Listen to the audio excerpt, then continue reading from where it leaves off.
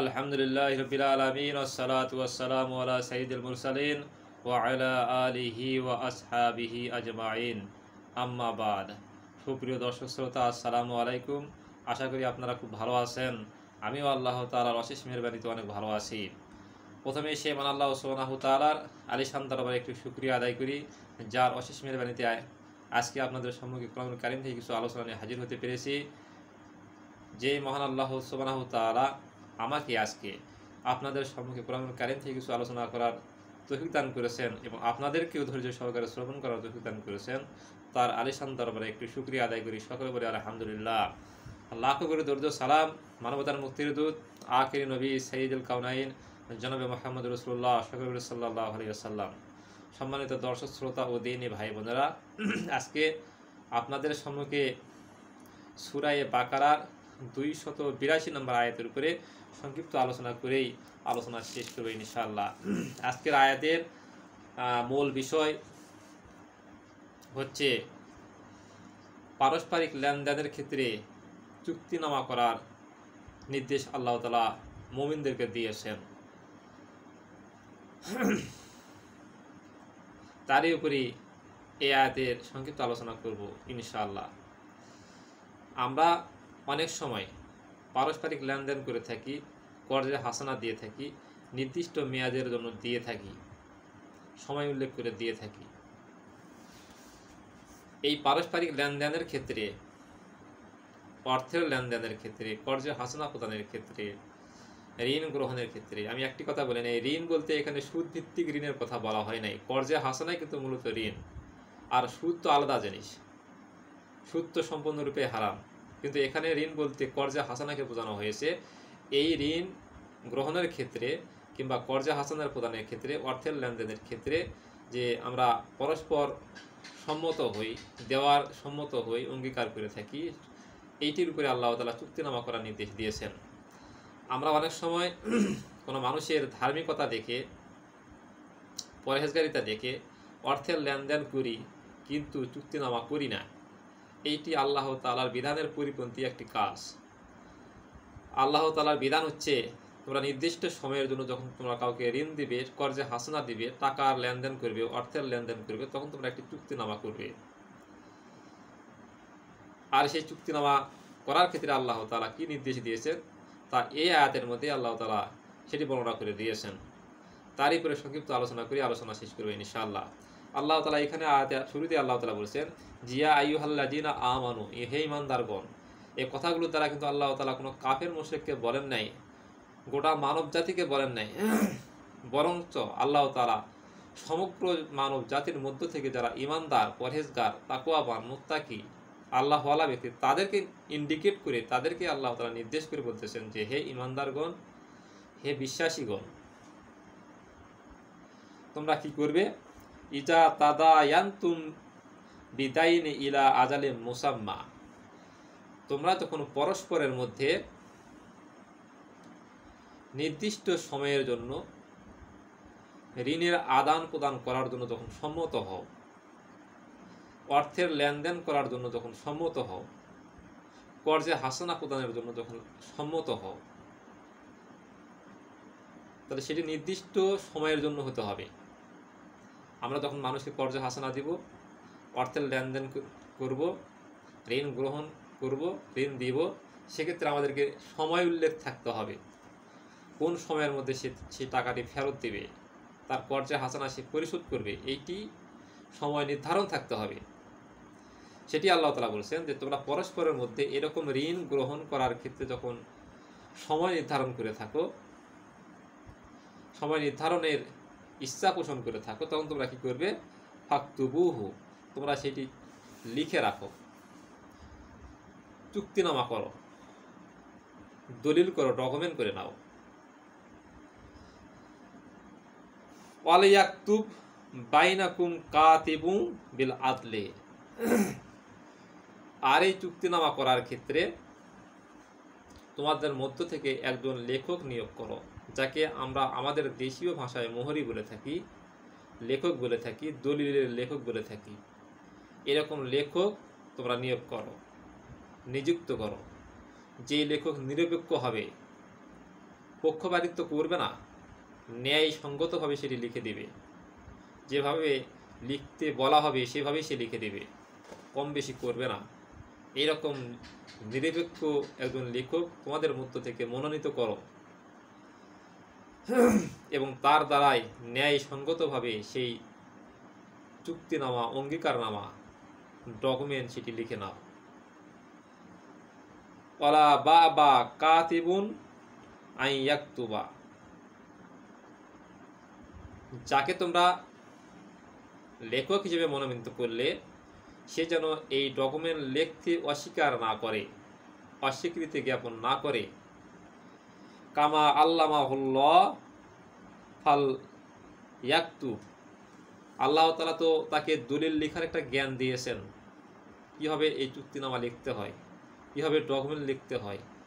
এই জ্ঞান দেওয়ার পরেও যখন তাকে তোমরা এই দলিল লেখার জন্য যখন মনোনীত করবে, বাছাই করবে, নিযুক্ত করবে, তখন সে যেন এই দলিল লিখতে যেন অস্বীকৃতি জ্ঞাপন না করে। সে যেন তোমাদের দলিল লিখে দেয়, লিখে দিবে এবং লেখার ক্ষেত্রে নিরপেক্ষতা অবলম্বন করবে। এইরকম ব্যক্তিকে তোমরা কাতেব হিসেবে, লেখক হিসেবে নিয়োগ করো, মনোনীত করো। ওয়ালিয়ামলিল্লাযী আলাইহিল হক,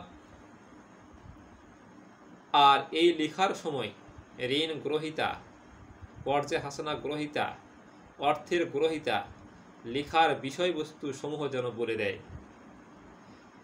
লেখক লিখবে কি পরিমাণ অর্থ সে গ্রহণ করেছে, কতদিনের মধ্যে সে পরিশোধ করবে, কার নিকট থেকে গ্রহণ করেছে, কাকে পরিশোধ করবে, সব কিছুই সে যেন, অর্থাৎ এই ঋণ গ্রহীতা সব কিছুই যেন বলে দেয়। আর তার এই কথার উপর ভিত্তি করে সেইভাবেই যেন লেখক তার দলিল লিখে দেয়। ওয়ালিয়াত্তাকিল্লাহু রাব্বাহু, আর তারা যেন আল্লাহকে তার প্রতিপালক হিসেবে ভয় করে। তারা আল্লাহ তাআলাকে ভয় করতে হবে, তাদের প্রতিপালক, স্রষ্টা হিসেবে ভয় করতে হবে। কারণ হলো তারা যে লেনদেন করতেছে, চুক্তিনামা করতেছে, এতে যদি কম বেশি করে, কথার মার পেশ করে, হয়রানি করে, তাহলে আল্লাহ তাআলা দেখতেছেন। আল্লাহ তাআলার দরবারে যখন হাজির হবেন তখন আল্লাহ তাআলা এর বিচার করবেন। এই জন্য তারা যে লেখক, তাদের দুঘাড়ে আল্লাহ তাআলা তাদের চাইতে বড় লেখক নিয়োগ করেছেন এবং সেই লেখকের লেখা অনুযায়ী আল্লাহ তাআলা কঠিন মুসিবতের দিন তাদের বিচার করবেন। এই জন্য আল্লাহ তাআলা বলেছেন ওয়াল ইয়াত্তাকিল্লাহু রাব্বাহু, তারা যেন তাদের আল্লাহকে প্রতিপালক হিসেবে ভয় করে। ওয়ালা ইয়াবখাস মিনহু শাইয়ান, আর এই লেখার ক্ষেত্রে লেখকরা যেন সামান্যতম হলেও কম বেশি না করে, একটুও কম করা যাবে না। যেভাবে গ্রহীতা বিষয়বস্তু বলে দিবে, লেখক সেভাবেই সেটি লিখবে, কম করা যাবে না, বেশিও করা যাবে না। সম্মানিত দর্শক শ্রোতা, এরপর আল্লাহ তাআলা বলেছেন ফাইন কানাল্লাযী আলাইহি হাকু শিফিহান, অর্থাৎ এই লেখার সময় ঋণ গ্রহীতা, কর্জে হাসানা গ্রহীতা বিষয়বস্তু বলে দেওয়ার ক্ষেত্রে যদি নির্বোধ যদি হয়, আও জাইফান দুর্বল যদি হয়, আও লা ইয়াস্তাতিউ অক্ষম যদি হয়, তাহলে দলিল লেখা হচ্ছে, চলতেছে, দলিল লেখার বিষয়বস্তুগুলো, পদ্ধতিগুলো, সিস্টেমগুলো এবং যে তাদের সঙ্গে যে কথার চুক্তিনামা হয়েছে, কথা হয়েছে, কত টাকা নেবে, কোন তারিখের মধ্যে পরিশোধ করবে, এই বিষয়গুলো সে যদি বলে দিতে যদি অক্ষম হয়, অপারগ হয়, দুর্বল হয়, সেক্ষেত্রে কী করতে হবে? আল্লাহ তাআলা বলছেন আইউ মিল্লা হুয়া ফাল ইমলিল ওয়ালিয়ুহু বিল আদলি, আল্লাহ তাআলা বলছেন তাহলে ওই ব্যক্তির পক্ষ থেকে একজন ওলি বা অভিভাবক নিয়োগ করতে হবে, আর সেই অভিভাবক ন্যায়সঙ্গতভাবে সেই দলিল লিখিয়ে নিয়ে দিবে। ওয়াস্তাশহিদু শাহিদাইনে মির রিজালিকুম, এই দলিল লেখার সময়, চুক্তিনামা লেখার সময়, ডকুমেন্ট লেখার সময় তোমাদের মধ্য থেকে দুইজন পুরুষকে সাক্ষী হিসাবে গ্রহণ করো। শুধু দলিল লিখলেই হবে না, বরং এখানে সাক্ষীও রাখতে হবে। তাহলে লেনদেনের ক্ষেত্রে দলিল লিখতে হবে, চুক্তিনামা লিখতে হবে, আবার এই চুক্তিনামা লেখার সময় তোমাদের ভিতর থেকে নিরপেক্ষ সাক্ষী নির্ধারণ করতে হবে, সাক্ষী নিয়োগ করতে হবে, মনোনীত করতে হবে। তবেই এই চুক্তিনামা দলিলনামা পাকাপোক্ত হয়ে যাবে। ফাইল্লাম ইয়াকুনা রাজুলাইনে, যদি তোমাদের মধ্য থেকে দুইজন সৎ ভালো যদি পুরুষ সাক্ষী হিসেবে না পাও, তাহলে কি করবে?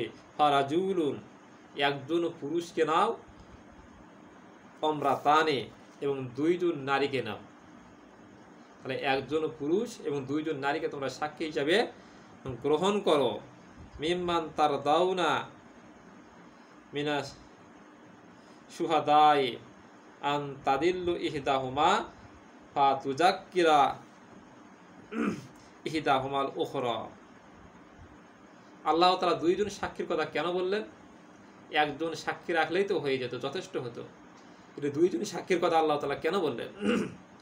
একজন যদি সাক্ষী থাকেন, তাহলে কোনো কারণবশত সে হয়তো ভুলে যেতেও পারে। আল্লাহ তাআলা সেটি এখানে বর্ণনা করে দিয়েছেন। আমি দুইজন সাক্ষী কেন রাখলাম, দুইজন সাক্ষীর বিধানে কেন আমি দিলাম, দুইজন সাক্ষীর নির্দেশ আমি কেন দিলাম? কোনো কারণবশত একজন সাক্ষী ভুলে যেতেও পারে। কিন্তু কোনো একজন সাক্ষী যদি সেটি ভুলে যায়, অপর সাক্ষী সেটি স্মরণ করে দেবে। এই জন্য দুইজন সাক্ষীর গ্রহণ করার, মনোনীত করার নির্দেশনা আমি আল্লাহ তাআলা তোমাদেরকে দিলাম। ওয়ালা বাবা শুহাদা আ ইজা মাদুউ, আল্লাহ তাআলা বলছেন এমন ব্যক্তিকে সাক্ষী মনোনীত করতে হবে, তাদেরকে যখন সাক্ষ্য দানের জন্য আহ্বান করা হবে, ডাকা হবে, তারা সাক্ষী দেওয়ার জন্য চলে আসবে। সাক্ষী দানের ক্ষেত্রে অস্বীকার করবে না, অনীহা প্রকাশ করবে না, এমন ব্যক্তিকে সাক্ষী বানা যাবে না। যারা অনীহা প্রকাশ করবে, সাক্ষী দিতে চাবে না, এরকম ব্যক্তিকে সাক্ষী বানানো যাবে না। যারা নিরপেক্ষভাবে সত্য সাক্ষ্য দিবে, টাকার সময় সঙ্গে সঙ্গে তারা চলে আসবে, সাক্ষী দেওয়ার জন্য চলে আসবে, এরকম ব্যক্তিকে তোমরা সাক্ষী হিসেবে গ্রহণ করো। ওয়ালা তাস আমু আন তাকতুবুহু সাগীরান আও কাবীরান ইলা আজালিহি। আল্লাহ তাআলা বলছেন, এই যে লেনদেনের ক্ষেত্রে, লেনদেনের বিষয়টি, ঋণের বিষয়টি, কর্জে হাসনার বিষয়টি, ছোট হোক কিংবা পরিমাণে বেশি হোক, পরিমাণে কম হোক কিংবা বেশি হোক, সেইটি বিষয় নয়। এইটি লিখে রাখার জন্য যে বিধান দেওয়া হলো, সেক্ষেত্রে তোমরা এটি লিখে রাখো। লিখে রাখার ক্ষেত্রে লিখে রাখার ক্ষেত্রে তোমরা অনীহা প্রকাশ করো না। অনীহা প্রকাশ করা তোমাদের জন্য উচিত হবে না। তোমরা ডকুমেন্ট করার ক্ষেত্রে, চুক্তিনামা করার ক্ষেত্রে যদি অনীহা পোষণ করো, তাহলে আল্লাহ তাআলার একটি বিধানের প্রতি তোমাদের অনীহা প্রকাশ করা হলো। আল্লাহ তাআলা এই চুক্তিনামা করার নির্দেশ কেন দিয়েছেন, আদেশ কেন দিয়েছেন? জালিকুম আকসাতু ইনদাল্লাহ। আল্লাহ তাআলা বলছেন যে আল্লাহ তাআলার নিকট এটি সবচেয়ে ন্যায় প্রতিষ্ঠাকারী হবে, ইনসাফ প্রতিষ্ঠাকারী হবে। যখন দলিল করা থাকবে, ডকুমেন্ট থাকবে, চুক্তিনামা থাকবে, হলফনামা যখন থাকবে, তখন ন্যায় প্রতিষ্ঠা করার ক্ষেত্রে এটি অধিক কার্যকরী হবে। এই জন্য আল্লাহ তাআলা লেনদেনের ক্ষেত্রে, ঋণ আদান প্রদানের ক্ষেত্রে লিখিত দলিল কিংবা চুক্তিনামা করার নির্দেশ আল্লাহ তাআলা দিয়েছেন। ওয়া আকওয়ামু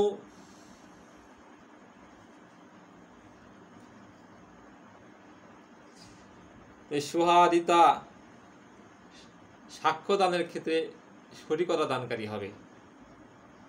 ডকুমেন্টে যদি লেখা থাকে, সাক্ষী যদি মনোনীত করা হয়, আর সেই সাক্ষীরা কিন্তু সঠিক সাক্ষ্য দিবে, সাক্ষ্যদানের ক্ষেত্রে কিন্তু তারা গড়িমসি করবে না, আর সঠিক সাক্ষ্য দেওয়ার ক্ষেত্রে এটি অধিকতর নিকটবর্তী হবে। ওয়া আদনা আল্লাহ তার তাবু, আর সন্দেহ দূর করার ক্ষেত্রে এটি নিকটবর্তী হবে। সন্দেহ থাকবে না, সংশয় থাকবে না, আতঙ্ক থাকবে না।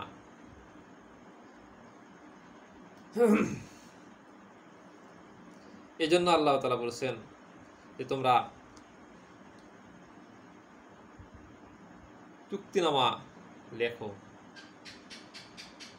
এই চুক্তিনামা লেখার সময় তোমরা 2 জন পুরুষ সাক্ষী নিয়োগ করো। 2 জন পুরুষ সাক্ষী যদি না পাও তাহলে 1 জন পুরুষ সাক্ষী এবং 2 জন নারীকে সাক্ষী হিসাবে মনোনীত করো, যাতে করে কোনো সাক্ষী যদি ভুলে যায় অপর সাক্ষী সেটি স্মরণ করে দেবে। এই লিখিত দলিলের মাধ্যমেই আল্লাহ তাআলার নিকটে একটি ইনসাফ প্রতিষ্ঠাকারী নিকটবর্তী হবে। এই দলিল ইনসাফ প্রতিষ্ঠাকারী হবে, হক প্রতিষ্ঠাকারী হবে।